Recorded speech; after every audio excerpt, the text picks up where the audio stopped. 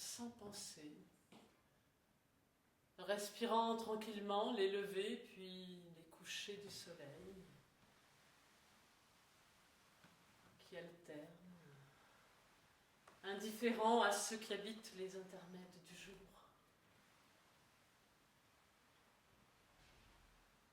Ils s'accumulent et disparaissent.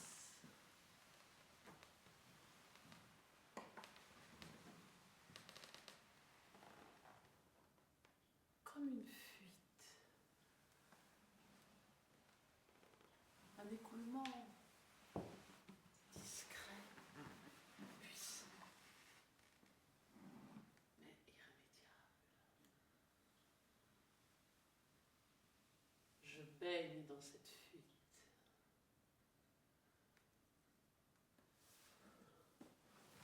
Je sens la perte des jours.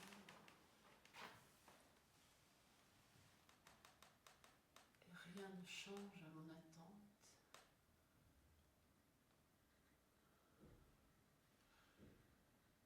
Mon esprit retient ce que ces journées abandonnent. Je me souviens, ce jour-là, comme chaque jour, elle s'était préparée à sa disparition. Elle s'était habillée avec soin et des quelques vêtements qu'elle possédait, par petites touches, petits changements, à force de petites améliorations, de tout petits changements. Elle avait fait des habits magnifiques que son allure altière avait enlevés.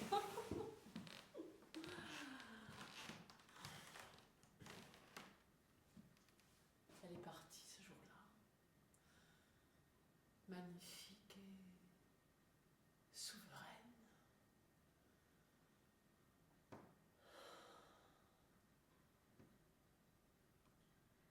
Elle n'est pas revenue.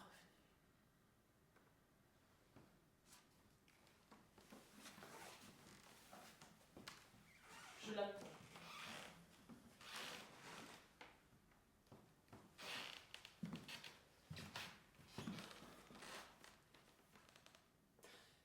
Il faudra déplacer le miroir.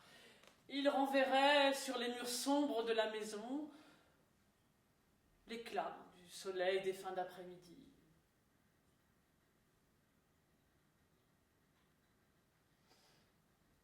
La maison est triste, elle ne l'habite plus.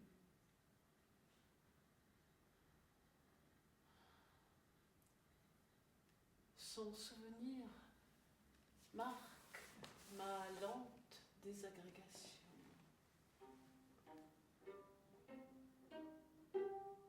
La porosité des murs se mêle à l'affaissement de mon corps qui se replie.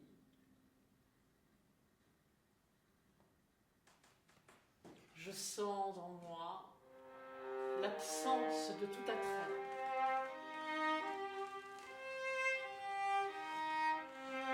Nul regard ne me porte plus vers l'homme du portrait. Nulle envie ne me détourne plus de ma coutume.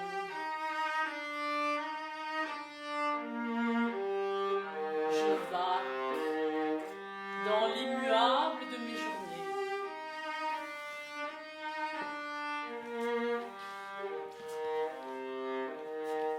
Je respire.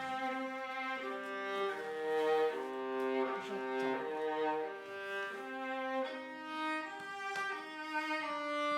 Elle reviendra me dire un jour ce qu'il s'est passé ce jour-là.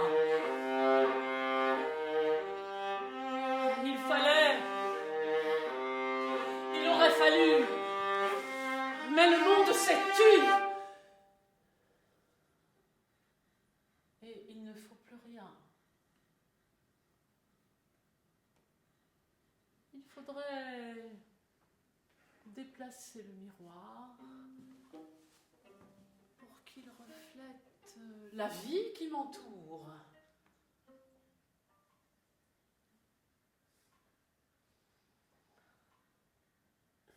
Peut-être.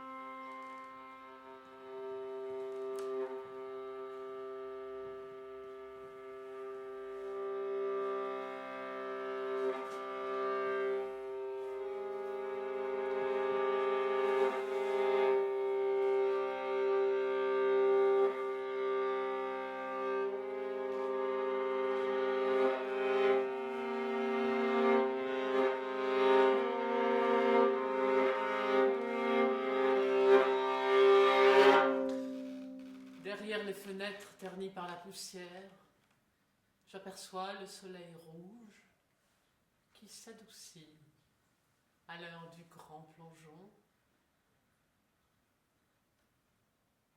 Demain, serai-je encore là, témoin de son apparition? Faste, désormais dérisoire à mes yeux. Reprendra-t-il encore son élan de derrière les collines? De la piste qui se perd à l'horizon de ma vie, ne reste que le vent pour faire naître des nuages. Petite tornade insolente,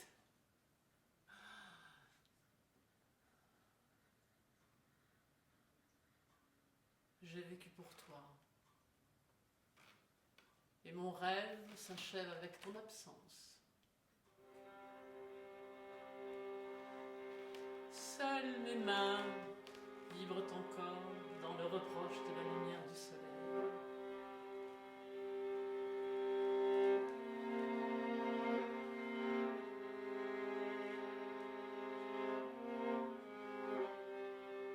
Je sens naître des mouvements au centre de mon corps.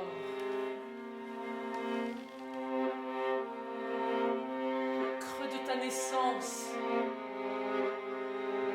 Ma respiration devient un soupir. Je sens mes bras partir à ta rencontre, mes jambes s'élancer. L'empreinte de ton corps auquel le mien aspire s'imprime en moi. Je me referme sur le souvenir de ta seule odeur. Je suis lasse d'imaginer celui qui peut-être à l'instant t'embrasse.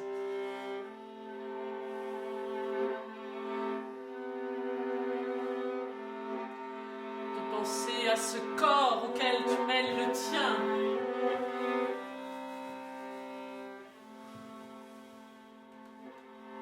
Es-tu aimé? Ris-tu de ta voix légère dans les bras de celui que je voudrais tant connaître?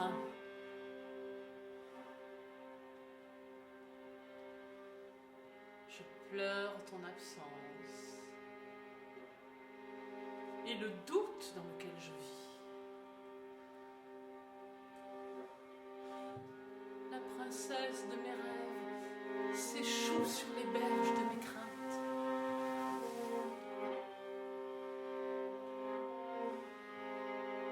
Ma vie est insipide,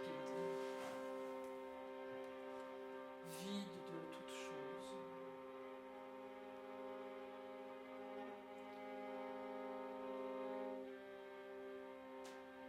Je regarde au loin,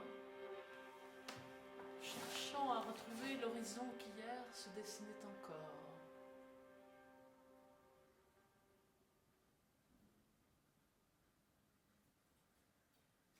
Il ne me reste à peine qu'une ombre.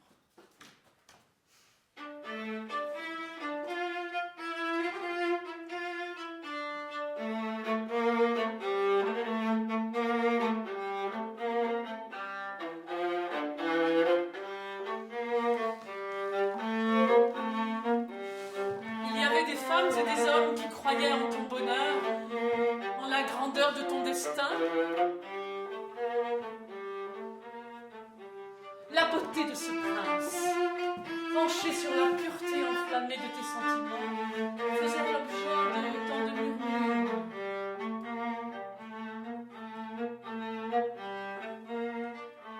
Il a fallu la mort du vieux roi pour que disparaisse l'idée même d'un quelconque futur.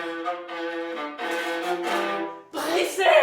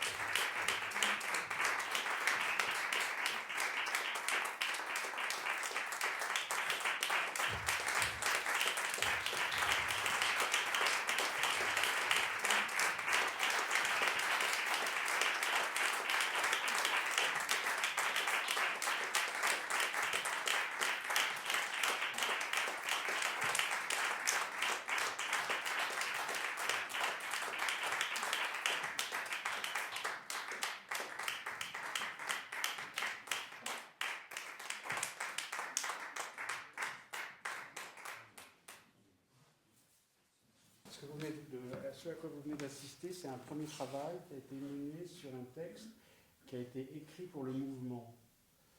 Alors, je ne sais pas si vous l'entendez dans le texte, mais il y a une idée du mouvement et de l'écriture du mouvement.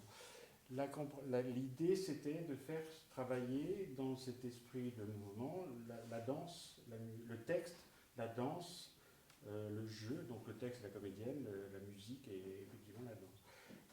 L'idée, c'était faire circuler l'énergie ensemble, en décalage, mais en vous intégrant. Alors, je ne sais pas si vous vous êtes senti intégré, mais on a beaucoup pensé à vous dans tout ce travail, c'est-à-dire une façon de casser le fameux quatrième mur là, qui est là, qui fait qu'on joue et on oublie que dans la lumière que vous êtes là. Donc, vous êtes bien là, et le jeu, c'était ça. Alors, maintenant, je veux bien répondre, on va répondre à vos questions, parce que mes camarades vont venir, on va expliquer un peu ce qu'on a fait ensemble.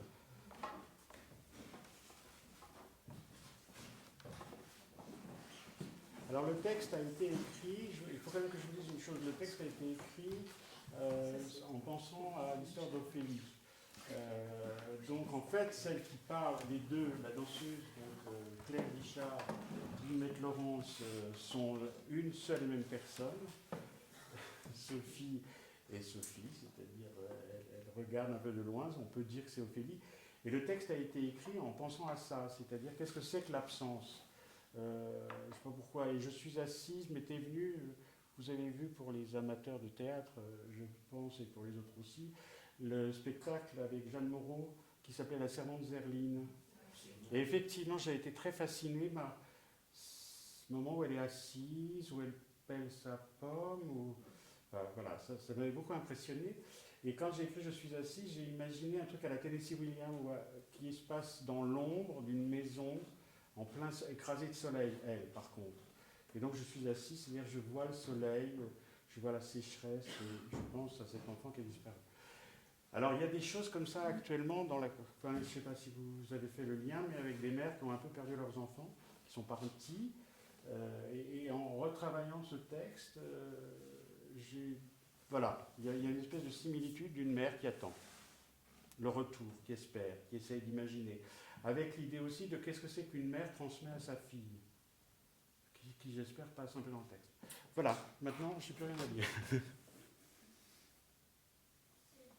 tu peux replacer les extraits. C'est des extraits de la pièce. Alors oui, bien sûr. Là, il y a on va appeler ça des stances. Il y a 15 parties du texte. Là, vous en avez 2,5. C'est ça ? Ou 3 3,5. C'est 3,5. Voilà, 3,5. Oui. Il y avait une première partie avant que j'aille au clavier là-bas. Enfin, au clavier, non, je ne suis pas allée au clavier, mais je suis allée jusqu'au piano. Qui était deux stances. Voilà, il y avait 2 stances, et après, quand on est revenu, on a passé je ne sais combien de stances.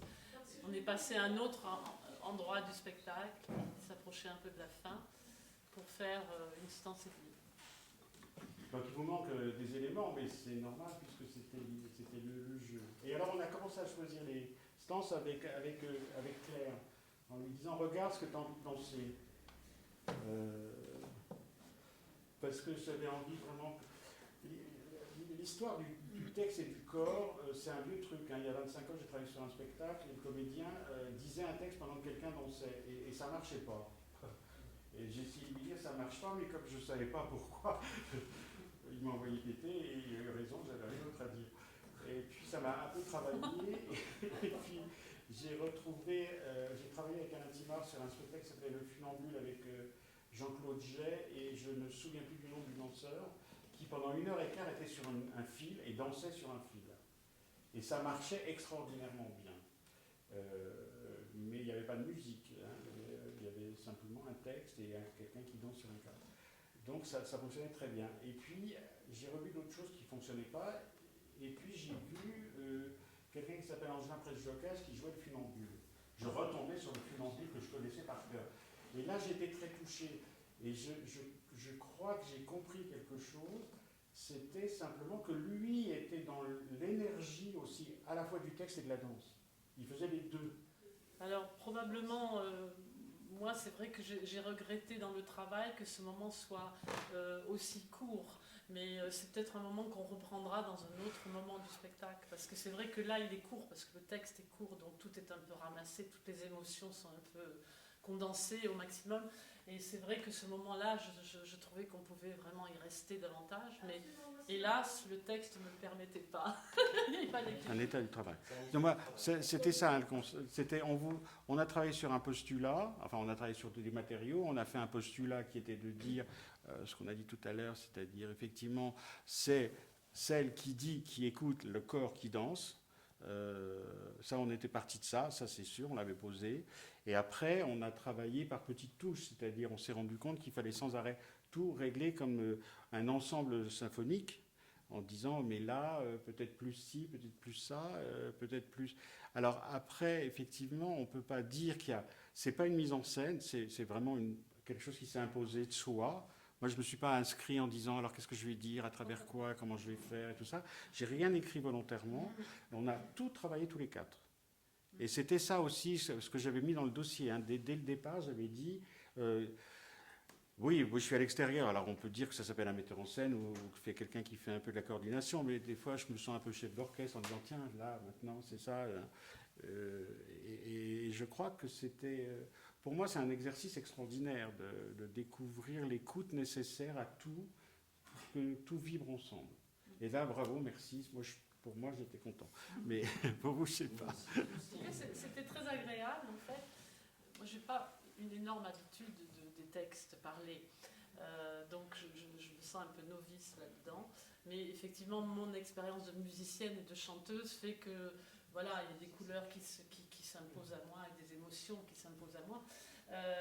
Et alors, le fait qu'effectivement, on peut prendre le temps dans ce texte parce que la danse est là, la musique est là. C'est-à-dire qu'il y a toujours un relais.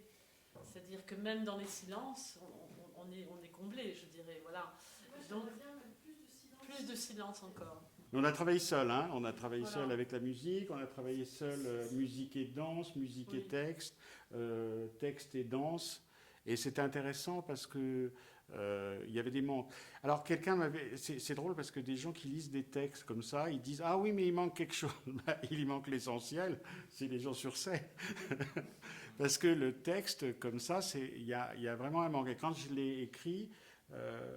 alors moi je bouge quand j'écris, enfin, ça doit être assez comique de me voir, mais tout d'un coup je me lève, je fais des trucs comme ça. Et je sens tous les gens qui seront dessus. Je ne sais pas ce que ça va donner, hein, mais quand j'écris, il y a effectivement ce manque. J'ai beaucoup de mal de jouer Balzac qui dit « Ah, la serrure comme ça, telle couleur, avec la plainte de tel auteur. » Je ne sais pas faire ça. C'est parce qu'on va voir. Je pense que, et vraiment je vous en remercie, mais le fait que ce soit 3 musiciens en fait qui soient sur scène, là. Il y a un musicien du corps, il y a un musicien de la voix, il y a un musicien de l'instrument. Et tout le monde joue. Mais le point commun, c'est que tout le monde est musicien. Et donc la capacité d'écoute des musiciens entre eux, par rapport à la capacité qu'ont les comédiens entre eux, certains l'ont, hein, c'est indéniable, mais c'est vrai que ça a été très très rapide. C'est-à-dire que toutes les petites choses qui étaient placées, on sentait qu'effectivement Guillemette était une comédienne parce que tout de suite elle pigeait. Et les danseurs pigent aussi tout de suite. Et les musiciens pigent parce qu'ils ont l'habitude d'être dirigés d'une certaine façon. Ils ne passent pas par un phénomène psychologique, ils passent par un phénomène plus, je ne sais pas comment on dit, technique, plus... voilà, il suffit de dire un peu plus rapide, on comprend un peu plus rapide. C'est pas alors tu comprends, là il se passe telle chose. Non, c'est étonnant parce qu'on a réellement travaillé comme si c'était de la musique, tout. Et le texte aussi, on l'a travaillé comme ça. Oui. Enfin voilà, work in progress. Bah, écoutez, on va essayer maintenant. Hein. Il va falloir en parler. Il faut en parler pour essayer de stimuler un peu nos amis.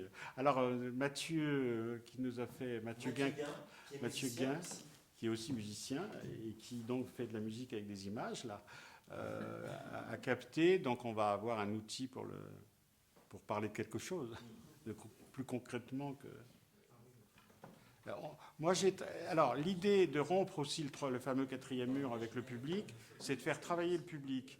Moi, je dis, si on lui raconte tout, le public, il est là et puis il absorbe. Enfin,